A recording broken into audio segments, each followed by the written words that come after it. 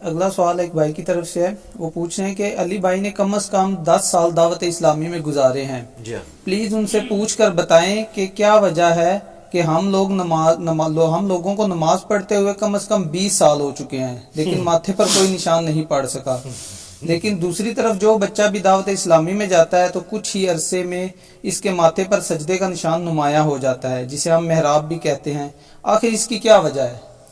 یہ وجہ ان سے آپ پوچھیں، میں بھی آپ کو بتا دیتا ہوں ٹیکنیکل ریزن بھی اس کی۔ پہلے تو اس مت کو کلیئر کریں کہ ہمارے جو سب کانٹیننٹ کے معاشرے میں ماتھے پہ سجدے کے نشان کو کوئی سمجھتے ہیں کہ کسی کے جنتی ہونے کی نشانی ہے، تو یہ بالکل غلط ہے، اور یہ خود بھی مانیں گے غلط ہے۔ کسی بریلوی سے پوچھیں کہ تبلیغی جماعت والے کو جو محراب ڈلتا ہے، کہتے ہیں محراب کیا پورا منہ بھی کالا کر لے کو فرق نہیں پڑتا، ٹھیک ہے۔ اور تبلیغی جماعت والوں سے پوچھیں کہ یہ جو بریلویوں کو محراب ڈلتے ہیں، وہ کہیں گے اس چیز کا ثبوت تو نہیں ہے کہ ان کے عقیدے ٹھیک ہے، تو لہٰذا کنسنسس ہے کہ محراب کوئی علامت نہیں ہے۔ ہاں یہ کہنا چاہیے محراب جب اپنے فرقے کے، اپنے بزرگوں کے، اپنے مولویوں کے ماننے والوں کو پڑھے تو جنت کی علامت ہے، دوسرے کو جتنا مرضی بڑا پڑ جائے وہ کہیں گے کہ یہ شکل کے اوپر لعنت پڑی ہوئی ہے، پھٹکار ہے، کالا ہو گیا تو چہرہ مت ہی۔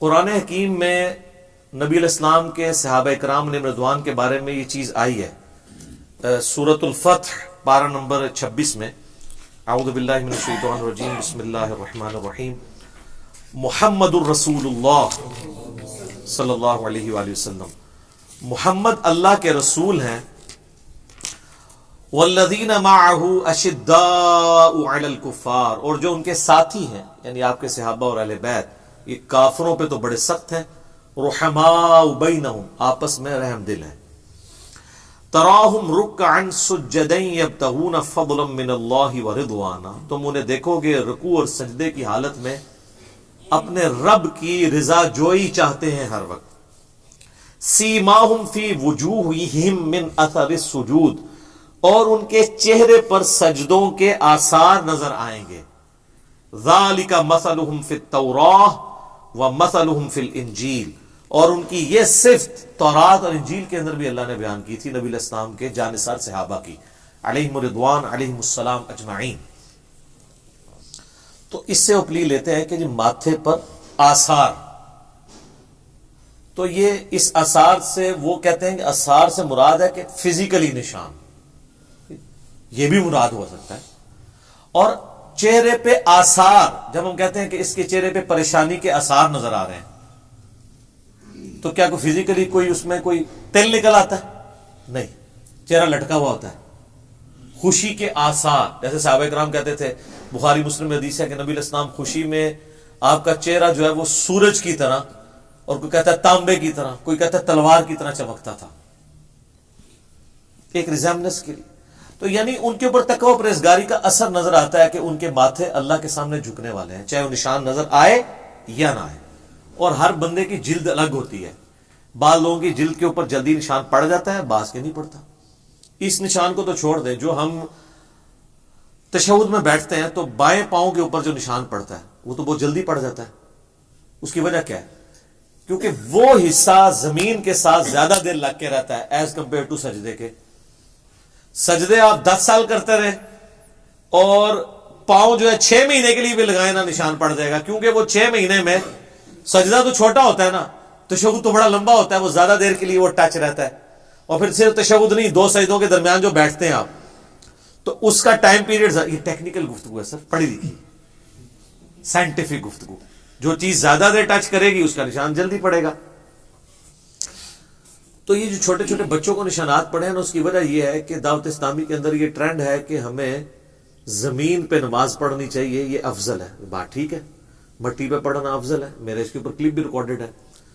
آپ دیکھیں گے کہ اہل تشیع کو بھی محراب جلدی پڑھتے ہیں، کیونکہ وہ مٹی کے اوپر سجدہ کرتے ہیں، وہ ٹکی رکھ لیں یا چٹائی جس طرح بھی۔ تو پرانے زمانے میں جو کھجور کی چھال کی چٹائیاں ہوتی تھی نا، ان پہ جو لوگ نماز پڑھتے تھے نا، تو 1.5-2 سال کے اندر محراب ڈال جاتا تھا۔ آج کل آگے قالینوں پہ نماز پڑھنے سے جلدی محراب نہیں پڑتا۔ تو اب آپ پوچھ رہے ہوں گے کہ دعوت اسلامی کی مسجدوں میں بھی تو قالین ہوں گے، ان کو محراب کیوں پڑ جاتے ہیں؟ تو ان کے جو بڑا مرکز ہے نا کراچی میں، ادھر کوئی قالین نہیں ہے، ڈائریکٹ ماربل کے اوپر نماز پڑھتے ہیں۔ اور اگر سردیوں میں کبھی قالین بچھانا بھی پڑے صفے، تو وہ فرض تو قالین پہ پڑھتے ہیں، سنتیں جا کے زمین پہ ادا کرتے ہیں. میری بھی اپنی عادت ہے کہ مسجد میں میری کوشش ہوتی ہے کہ میں سنتیں زمین کے اوپر ایٹ لیسٹ سجدہ ضرور زمین پہ کروں. یہ سنت ہے. بخاری مسلم میں موجود ہے نا کہ وہ جو ایک شب قدر آئی تھی 21ویں رات، نبی علیہ السلام نے نماز پڑھی تو صحابہ کہتے ہیں آپ نے جب سلام پھیرا تو ہم نے ماتھے پہ کیچڑ کا نشان دیکھا، تو ڈائریکٹ آپ مٹی پہ سجدہ کر رہے تھے نا، تبھی وہ مٹی کا نشان تھا. تو یہ شیعہ کی بات درست ہے کہ مٹی پہ سجدہ کرنا سنت اور افضل ہے، لیکن یہ غلوب ہے کہ اگر آپ قالین پہ کریں گے تو سجدہ نہیں ہوگا، یہ غلوب ہے. ماربل پہ، زمین کی جنس کی کسی بھی چیز کے اوپر آپ سجدہ کرتے ہیں وہ سنت کے زیادہ قریب ہے. یہ بات ٹھیک ہے. اب چونکہ وہ بچے پڑھتے ہیں زمین پہ نماز، دوسرا فقہ حنفی میں ایک بنیادی چیز ہے جو کسی حد تک درست ہے، کیونکہ بخاری مسلم میں حدیث ہے میرے رب نے مجھے حکم دیا کہ میں 7 اعضاء کے اوپر سجدہ کروں. اور پھر نبی علیہ السلام نے کہا وہ 7 اعضاء کیا ہیں؟ 2 ہاتھ، 2 گھٹنے، 2 پاؤں اور ماتھا. اور جب ماتھے کا نام لیا تو آپ نے اشارہ ناک کی طرف کیا. یہ جو ماتھا اور ناک یہ ایک ہڈی کنسیڈر ہوتے ہیں. تو یہ فقہ حنفی میں بنیادی مسئلہ لکھا ہوا ہے بار شریعت کے اندر، اس کے اوپر ذرا وہ ایمفسائز کرواتے ہیں کہ چونکہ 7 اعضاء پہ سجدہ کرنا ہے لہذا ماتھے کی ہڈی اور یہ ناک کی ہڈی زمین پر جمنی چاہیے، چاہے قالین کے اوپر آپ پڑھ رہے ہیں چاہے نیکڈ زمین کے اوپر. اگر نہیں جمے گی تو سجدہ نہیں ہوگا. یہ بالکل ٹھیک ہے. بعض لوگ تو میں نے دیکھا وہ ناک لگاتے ہی نہیں زمین پہ، ڈائریکٹ ہی ماتھا ہی لگا دیتے ہیں. سجدہ تو ہو جائے گا لیکن یہ خلاف سنت ہے. ناک کی ہڈی بھی لگنی چاہیے. تو وہ اس میں چونکہ غلوب کرتے ہیں اور وہ کہتے ہیں ناک کی ہڈی لگنا ضروری ہے ادروائز سجدہ نہیں ہوگا. اب وہ ناک کی ہڈی لگانے کے لیے جس کا ناک تھوڑا سا بھی باہر نکلا ہے، چونکہ ناک تھوڑا، وہ زور لگاتے ہیں. جب وہ زور لگاتے ہیں نا تو ماتھے پہ زیادہ زور لگتا ہے تو اسے محراب پڑ جاتا ہے. اس لیے آپ کو چھوٹے چھوٹے بچوں کو محراب نظر آئیں گے. یہ اس کی ٹیکنیکل ریزن ہے اور کوئی نہیں ہے کہ کوئی وہاں جانے سے کوئی سوئچ آن ہو جاتا ہے، ایسا نہیں ہوتا. ورنہ اگر آپ ایک شیعہ نمازی کو دیکھیں ایز کمپیئر ٹو ایک سنی نمازی کے، تو شیعہ کو محراب جلدی پڑ جاتا ہے کیونکہ مٹی کے اوپر سجدہ کر رہے ہوتے ہیں. مٹی کے اوپر، کھجور کی چھال کے اوپر، کسی بھی سخت چیز کے اوپر اگر آپ سجدہ کریں گے تو جلدی نشان پڑیں گے، نرم چیز پہ کریں گے تو نہیں پڑیں گے. پرانی ہماری جو بڑی بوڑھیاں تھیں انہوں نے وہ لکڑی کے نا وہ مسلے رکھے ہوتے تھے جو زمین سے 1 یا 1.5 فٹ ایلیویٹڈ ہوتے تھے، ان کو جائے نماز کہتے تھے. اور وہ بڑی صحیح چیز ہے کیونکہ نبی علیہ السلام نے یہ حکم دیا ہے، بخاری مسلم میں حدیث ہے کہ گھر میں مسجد بیت ہونی چاہیے. مسجد بیت کا یہ فائدہ ہوتا ہے کہ جب چھوٹے بچے جو ہیں اگر ان کو آپ وہاں جانے سے روکیں گے تاکہ وہ جگہ پاک رہے، تو مسجد بیت بنانے کا طریقہ یہ ہے کہ لکڑی کا ایک جائے نماز ہو جو زمین سے اٹھا ہوا ہو، کل کو اس پہ کوئی چڑھتا بھی تو آپ دھو لیں، وہ لادہ سے آپ کو پتا ہو کہ یہ تو میں نے پاک رکھا ہے. باقی عام زمین کو پاک رکھنا تو بڑا مشکل ہے. آپ وثوق سے چھوٹے بچوں والے یہ بھی نہیں کہتے کہ میرا فلاں قالین بھی پاک ہے، الا یہ کہ اس کمرے میں بچے جاتے ہیں نا، بچوں کا پتا ہے جس وقت جدھر مرضی داخل ہو جائے. تو مسجد بیت کا جو کنسپٹ ہے نا، اس میں اگر آپ دیکھا جائے تو وہ لکڑی کی جائے نماز رکھی جاتی تھی نا، تو اس کے اوپر جو لوگ سجدہ کرتے تھے تو لکڑی کا اثر جلدی پڑتا ہے. شیعہ کے نزدیک لکڑی پہ بھی نماز ہو جاتی ہے کیونکہ وہ زمین کی جنس سے ہے. تو آج کل وہ اگر مٹی کی ٹکی نہ ہو تو انہوں نے وہ لکڑی کی ٹکیاں بھی رکھی ہوئی ہوتی ہیں. میں خود بھی پریفر کرتا ہوں کہ میں ٹکی تو استعمال کرنے کے حق میں نہیں ہوں، کیونکہ میں سمجھتا ہوں کہ یہ دین کے اندر غلوف ہے.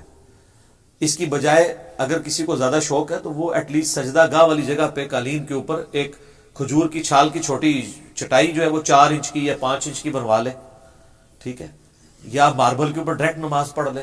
جس طرح حرم کے اندر ہوتا ہے کہ آپ دیکھیں گے شیعہ کو کہ جیسے ہی اقامت ہوتی ہے نماز کی تو وہ ماربل والی جگہ پہ جا کے کھڑے ہو جاتے ہیں، کیونکہ ظاہر ہے وہ قالین تو اٹھوا نہیں سکتے. تو وہ پھر ویسے تو حرم مکہ کے اندر تو گرمیوں کے اندر قالین بھی نہیں ہوتے ہیں، ڈائریکٹ ماربل پہ لوگ نماز پڑھتے ہیں. صرف جب ٹھنڈ ہوتی ہے اس وقت وہ قالین بچھاتے ہیں کیونکہ ظاہر زمین زیادہ ٹھنڈی ہوتی ہے، وہ ماربل بھی ٹھنڈا ہوتا ہے. تو ٹکی وغیرہ میں نے ادھر ان کو استعمال کرتے ہوئے نہیں دیکھی، شاید وہ شرطیں ان کو منع بھی کرتے ہوں اس لیے، تو اس کا انہوں نے سولوشن نکالا ہوا ہے.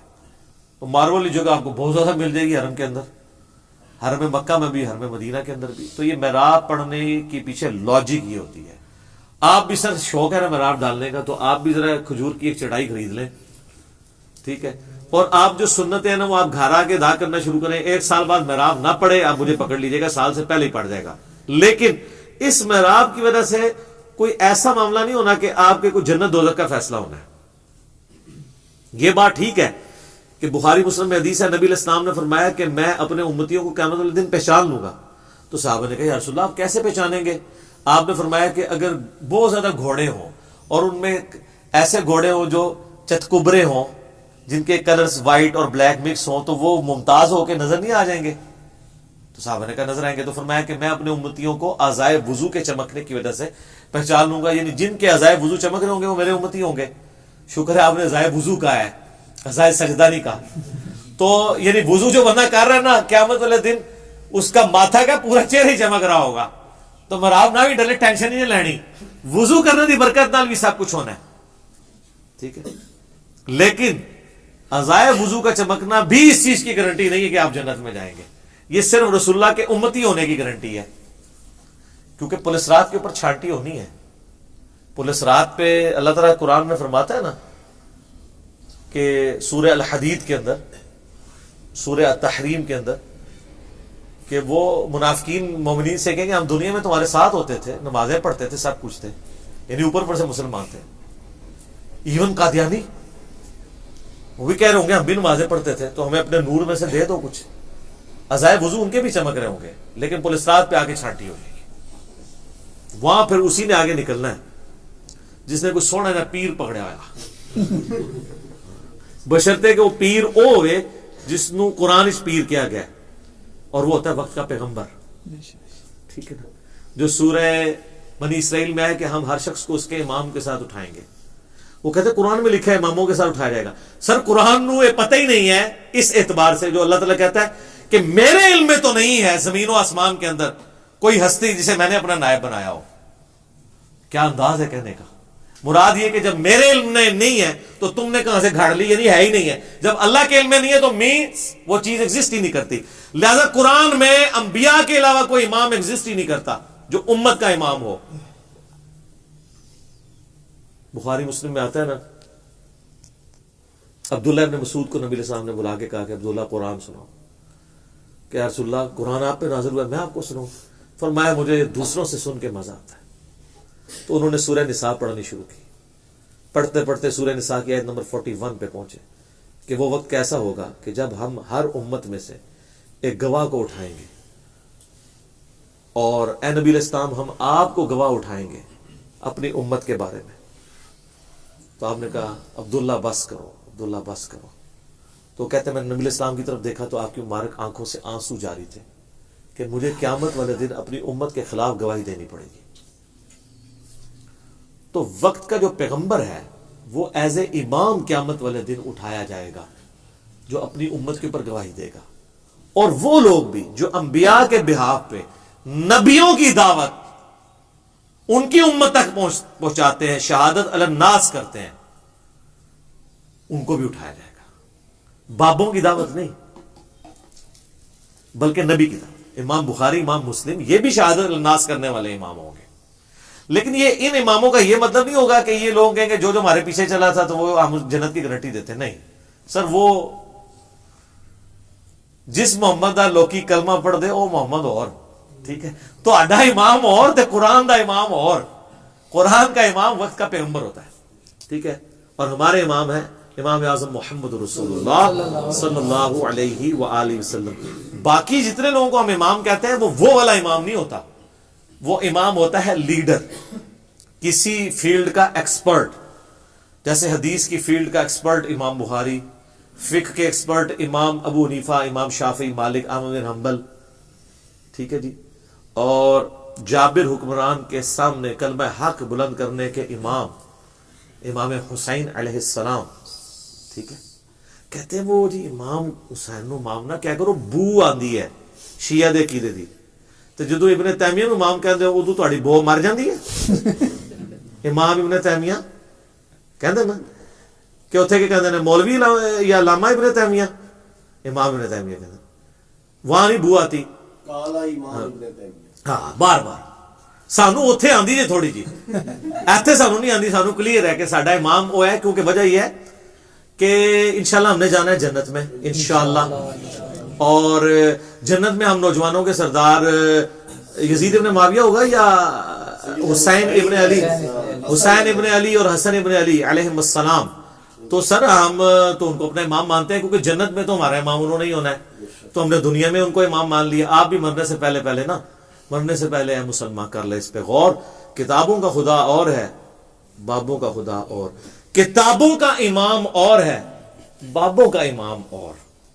ہر چیز میں آپ دیکھیں گے نا شاید کچھ اور ہی نکل آئے گی بچوں. ہر شاید تو غلط دسی ہے.